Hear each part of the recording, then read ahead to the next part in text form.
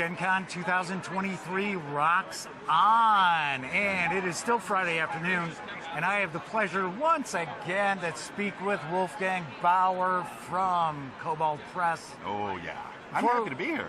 Huh? I'm happy to be here. I would hope so. I've made it to day 2. I'm a kobold who lived to day 2. They don't last that long for some strange. They must procreate tremendously, vigorously. They must. We don't talk about that. No, that's a different company. That's a different video. Games. So first thing I do want to mention, and I say this all the time on my live show and on the videos, in my opinion, yes, as far as third-party publishers who tackle 5th edition D&D, you guys are tops. And if you're not tops, you're at least top 3. Top 3? I'll take top 3. Absolutely. But we're small, but I think you're close to number 1. Try or if harder. Not 1. Yes. There you go. Well, thank That's you. your new slogan. Yes. We try harder. We try harder to survive to day 2. Yeah, we have a lot of good new stuff here at the show. This is the year that makes my heart sing, because as opposed to other years we've talked where it's been like, yeah, we have a great new product and it'll be out in a week after Gen Con, right? Because it didn't make it. Sorry, you couldn't buy it here. Couldn't buy it here. No, this year it all came in. It is. Yes, the newest, hottest, it just went to the Kickstarter backers, Wastes of Chaos. And I've been telling people here at the show. Gang, you saw, I've got a first look video. It just went up, I think it was yesterday. The first look. And I paged through, looking good. Right? It's 2 books. It's Wastes of Chaos, which is pulp adventure, robots, stuff buried in the sands, Doombringers, Black Goat, cultist goblins, your favorite kind of goblins. It's squishy. It's John Carter of Mars. It's Keep on the Borderlands meets Barrier Peaks. It's old school pulp. Yeah. And I love it. And then there's a matching book called Tales from the Wastes. It's adventure. 15 adventures from level 1 to 20. It's a lot. It's a lot. And they're all pulpy. They're not set in any particular place other than a blasted, hostile wasteland. And you can drop that anywhere. Sure. I think there's not 1, but 2 crash spaceship adventures in there to give you some idea. I have not peeked at it yet. That's slated for a first look when I get back. When you get back, Chicago right? area. But we're pretty excited about Wastes of Chaos and Tales from the Waste. It's for 5th edition D&D. It's a lot of pulpy fun, and it's available now. Right. So. And not only is it available in hardcover, it's available in PDF. Yes, get it on drive-through. Get it from the Kobold Press store. No, get it from drive-through. Use my affiliate code. All right, fine. It's your camera. Well, no, we don't care where you get it, as long as you're happy, of course, right?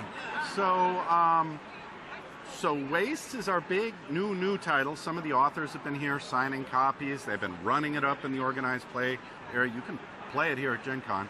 But the other thing going on, because it's Friday, day 2, it's also Ennie's night. Yes. And this doesn't happen every year, but it happens often. We are nominated. Kobold Press is nominated in a new category. You want to guess? Cartography? How did you know? You told me earlier. It's the first time we've ever been nominated. I'm not blowing for smoke, guys. Yeah, I told him. The map folio for cities and towns is beautiful. It's a dozen 2-sided, poster-size, wet-dry erase battle maps for cities and towns. And they're all sort of general use, like here's a bad part of town, here's a sewer, here's a marketplace. I mean, they go in most campaigns, and they're just, I had to hold them up or something, but maybe you'll see them later in the video. You've already seen them, folks. Oh, did you do a first look a while ago? Of course. Your audience is well informed. But anyway, I'm excited because we might win an award. Right. It could happen. So, well, did the check clear to... I think so. I'm not insinuating anything. Jeff. But yeah, so we're excited about that, and people have been picking it up here at the show. All I have to do is unfold them, and people are like, oh yeah, I can use that at home. And it's available on virtual tabletops and things too. So that's new. So let me mention something about these maps, because if you are, even if you don't play role-playing games, but maybe you play skirmish level games. Miniatures games, perfect fit. Yeah, you can use the harbor and the ships. It's all 1-inch grid maps. neatly done for any minis. I mean, you could play any tabletop RPG, any skirmish or minis game on big, beautiful maps. So, yeah, I'm excited about those. And even if we don't win, top 5 best cartography of the year. That's still a little pat on the back. Yeah, I'm taking that. Absolutely. So, talking that up here at the show.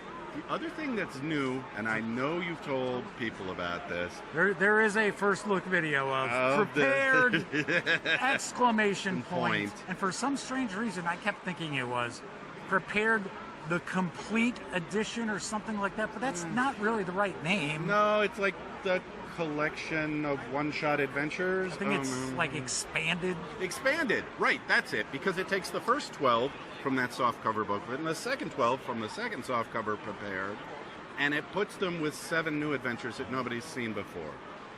It's in hardcover, beautiful maps, fun to play. They're all one-shots that play in a night. So in the prepared style, if you're just looking for something to fill a gap between mega adventure and your next homebrew that's not quite ready yet, prepared is kind of the fix. Lou didn't show up this week, but we're still playing. Right? Or heck, if you can't keep a 2-year campaign running and you're like, I'm just doing one-shots from here on out. Right. It works for that. So I'll have a review of that in the near future. Oh my God. Of course, all 3 of these that we've talked about. There's one that you haven't already done a first look. No, I did a first look. First look, but not the full. I haven't reviewed it. Okay. Right. Fair. You're still all over it. And then there's one more new thing that's not quite as new. It's been out a couple of months, but it's big. It's full of monsters. It's beautiful with new art. It's the Tome of Beasts I 2023 edition, which you can ask the developer. They spent like 6 months cleaning up the text, and the art director I got a whole bunch. There's new artwork. There's new artwork in it, and there's new monsters. More than a dozen new monsters, new tables. The whole thing is just a whole lot shinier than we knew how to do back in 2016 when we had the first edition. So it's been 7 long years. Kobolds are trainable. We have learned some tricks, and the new edition of Tome of Beasts I, the 2023 edition, is as far as I'm concerned, the best edition of that book we've ever done. And the old one is falling away out of print. It's still perfectly playable. Nothing wrong with it. But a lot of people are stumping for the upgrade because it looks better and it reads cleaner. Who do you think did a first look video of that? That Who was do you think? you. I knew it. I knew it. I think that's about a week. No, maybe 2 weeks ago. 2 weeks ago? Well, now, it's important to keep in mind when we're talking about these books, these are all for 5th edition. Yes, these are all for 5th edition. We have one other thing that people keep coming up and... Well, we're going to talk about are we going to talk? Have we been most hinting through some background video? Yes, we are. And I've got some questions about it, too. Oh, good. All right, hit me with These are going to come from the viewers. Oh, my God. Viewer questions. Yes. I'm up for those because I've been getting booth questions. They're probably the same question. Maybe. So Tales of the Valiant, our biggest Kickstarter ever, most successful ever, number of backers through the roof, tons of partners, tons of people playtesting, and we did just ship to backers the alpha release. Mm-hmm. And then we said we're going to do a public playtest at Gen Con. So people come up to the booth and where's the public playtest? It's like, not here on the show floor. Right. It's over in the gameplay area. It's right behind the sign here. Yeah, just right here. Invite only. Top secret, velvet rope. We have our own hall just to run Tales of the Valiant, and we're running hundreds of tables at this point, and they all sold. Every ticket went, and so when people come to the booth and say, well, how can I play it? I say, well, if you have generic tickets, you go up to the booth and you hope someone else drops. Right, sure. Yeah, right. But you can also pick up the alpha release in PDF on drive-thru or your platform of choice. And try it out. Is it available physically right now? It is available physically here at the show to the game masters running the sessions, and we've got a couple of staff copies floating around, and we are going to make the alpha available to more people in a physical form, because the PDF, it's easy to get out there. We want the playtest to start early and the feedback to come fast. All of those public playtests upstairs, there's a little QR code on the table while you're playing. And if you use that, you can send real-time feedback to us. So we're serious about the amount of playtest feedback we're getting Right. and that we want, so that the alpha is just step 1, and we go step 2, and we go to a final release next year. So I'm going to hit you with the questions. Hit me. Okay. Oh, no, with the questions. With the questions. Right, yeah. All right. So, got to ask. I've had a lot of people ask me, and I say all the time, I don't work for Kobold Press, so your guess is as good as mine. So what is going to differentiate Tales of the Valiant from D&D? Because people have taken a close look Yes. at the playtest. I have not, actually. All right. I like to wait until stuff comes out. Sure. But they've said, well, it seems like really similar to 5e. Yes, it is. It's a good question, and the name is different. But the initial goal here was it shouldn't be so different from 5e that it's not compatible. So what happened back in the great kerfuffle of January of 23 is Wizards of the Coast put the D&D rules into the Creative Commons and said anyone can do what they want with them. And we took them at their word. We said, all right, we will do what we want with it. We're going to make our version of D&D, and it will be called Tales of the Valiant. Right. So it's like 5th edition, but at the same time, people said, you got to fix a few things. Heck, Wizards is fixing a few things, right? So there are things around character levels being more full, like you get something every time you level. There are no dead levels. There are way more options for some of the classes. If you look at the fighter class for Tales of the Valiant, it's got maneuver options and combat options and stuff to do in combat that is not just I hit it with my axe. So it's kind of expanding player options. At the same time, we're making a few wibbles, wobbles, and changes that we like that fit with the flavor of Tales of the Valiant that we see coming a year from now, 2 years from now, and the way we like to play D&D, frankly. So Celeste Konowich is the senior designer. There's a whole team with her, running so many playtests and so much feedback. And yes, if you can play 5e, none of this should feel unfamiliar. And if you are looking for a system that is not 5th edition Dungeons & Dragons, Tales of the Valiant is pretty close and might not be your cup of tea. That's okay. But it's going to be our house version, our house set, our hot-rodded, streamlined, shiny Rule system. Yeah. So it'll have a monster vault. It'll have a player's guide. Those are fully funded by Kickstarter and the community. And we've got about 15 partner companies that are working on the system to build adventures, monster books, virtual platforms, right? And this is part of Orc, right?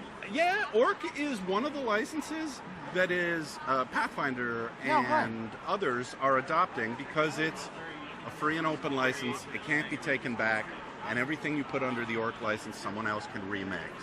So Project Black Flag said, yeah, we're going to make it free and open. We're looking at the Orc license as our most likely candidate, and I'm on a panel with the Orc creators tomorrow. So yes, the Orc is definitely a thing we're looking at. We're probably going that way, but we might also release it under Creative Commons at the same time. So we might have a belt and suspender version, depending on what people want.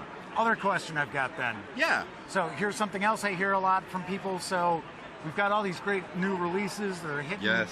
We've got Tales from the Wastes and Wastes of Chaos and Prepared. Yeah. People ask, well, how compatible are they going to be with Tales super from the Valiant? And it's like, I already did answer this one. It's it's obviously going to be real. Well, that's the forward compatible. Yes, forward compatible is the term we're using because we don't want to devalue the shelf of 5th edition product you have, but we also want to give you an option to play something slightly different using, say, the monsters from the Monster Vault instead of the Monster Manual. If, 3 years from now you're like, I'd rather buy the Monster Vault, I'm going to run Tales of the Valiant. Every adventure you've got will still have harpies and orcs and giants and whatever. Sure. So but it's just a different take on them. Yeah, but like not a so different take on kobolds. Yes, new art, new kobolds, lots of great stuff. So I think the compatibility is a strength because it means stuff that people have invested in, campaigns that they're running now, don't have to make massive adjustments, right? You're not switching to a completely different rule system. they're kind of notching over onto a track that's parallel. And it's a fairly easy adjustment, as we've seen in the playtest halls. Sweet. Yeah. So there you go. Those were the two big questions that I get from everybody. Questions. Yeah, everybody wants to know. I was going to ask you lousy questions. No, you always have good questions. Try. There are other interviewers who are not prepared, or I've heard the question before. These are good ones. I'm familiar with your product, sir. Yes, you are, and I appreciate it. What's coming to Kickstarter that you can share? Because I know you've got to have something up your sleeve that's coming to Kickstarter. Right here at the show, or just before the show. Remember how I said Campaign Builder Cities and Towns was up for an Annie Award? Well, it also has done really well, and the word of mouth is good. People keep buying the map set. So we said, we're doing another campaign builder. That's our next Kickstarter. It's called Campaign Builder, Castles and Crowns. And as you might guess... Villages and hamlets now. Right? But Castles and Crowns is about ruling your realm, being a noble, a fiefdom, castles, siege warfare. Domain play. Yeah, sure. Royal magic. Royal magic. Plus a whole bunch of interesting NPCs for intrigue, courtly drama, spies, assassins, that whole genre of nobility versus Seems kind of slim, not a lot of content. And it's going to come with a beautiful map folio around castles, palaces, all those places that aren't cities and towns, but that you might want to slap down on your table at your next game. So that's launching in September. You can sign up to be notified now. Just search Castles and Crowns on Kickstarter. You'll see the page. Any other items that you'd like to talk about? We've covered a lot of ground here. I think we've covered everything that's relatively recent. Yes. We have more stuff coming if we're I going figured out that. to the holidays. But, I won't say Deep Magic 2, but Christmas is coming. So we'll talk about that next time. Maybe. And every once in a while we actually do like a Skype interview and that. Yeah, those are good too. Yeah, we don't have to always wait till Gen Con. But everybody meets at Gen Con. Any final thoughts you want to share with the audience? Oh man, we're having a great time at Gen Con. Hey, surviving to day 2 is great. I love doing the interview when I still have a voice, so thank you for that. Yeah, thanks for joining me. Day 4. I'd encourage everybody to go check out Tales of the Valiant. There's free playtest documents out there. There's the alpha for half price. There's a whole community on Discord. So come join Black Flag. Come check out Tales of the Valiant. You might find, hey, this is pretty good. Or you might give us feedback that tells us, it would be pretty good except for this one thing. And we'd like to hear that too. Well, yeah, delete that email. We can take it. We're kobolds. There's a lot of us. Right. We'll make more, right? Is that how it works? That is how it works. Wolfgang, thank you very much for taking Always time a out. pleasure. Always fun to talk. Thank you. Enjoy the show. You too.